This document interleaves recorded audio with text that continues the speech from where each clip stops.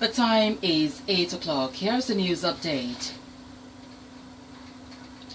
The Sultan of Sokoto, Alhaji Saad Abubakar, has expressed concern over the growing pro-Biafran agitation in the southeast region.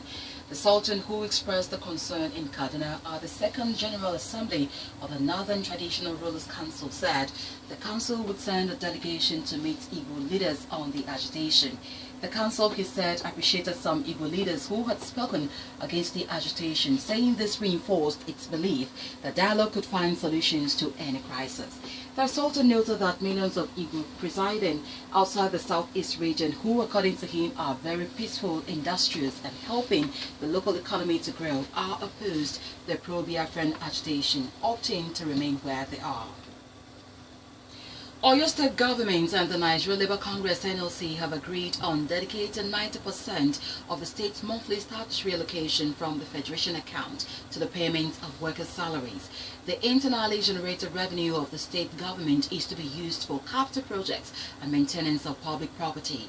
The agreement, according to the state government and NLC, was signed in Ibadan because the revenue now accruing to the state government was grossly inadequate to pay regular salary for civil servants and public office holders in the state. Chairman of the state's NLC, Wahid Olojade, said the agreement was accepted by the organized labor instead of a certain percentage cut in the salary of public workers option offered by the state government.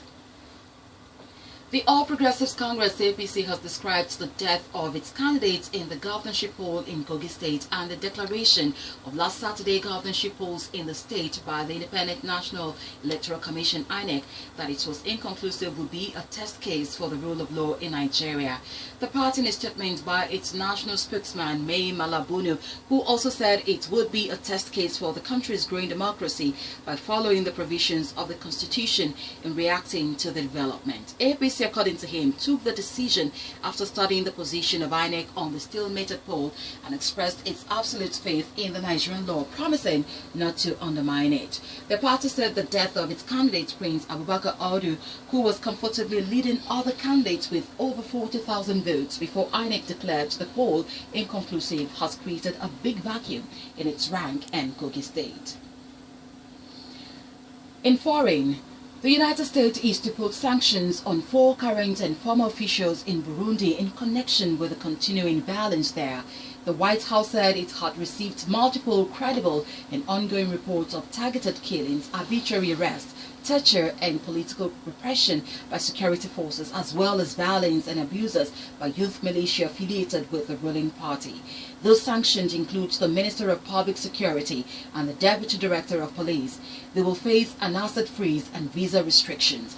The U.S. says President Pierre Nkurunziza's pursuit of a third term has precipitated violence, which has left at least 240 dead since April.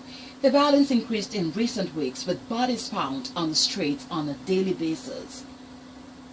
Finally, in sport, Chelsea made a loss of £23.1 million last season, the Premier League champions has announced. The West London club revealed their annual financial results until June 30, 2015, and reported the deficit kept them within financial fair play limits. The Blues, owned by Russian billionaire Roman Abramovich, announced revenues of £314.3 million, marginally down on the 2013 to 2014 high of £319.8 million. The figures may lead to some concern, with Chelsea 15th in the Premier League and with an unprecedented run required to secure the riches which accompany Champions League action next term. Chelsea in November 2014 announced a profit of £18.4 million, the largest surplus during Abramovich's ownership. That was the news update. I am Agimeria OI. Good morning.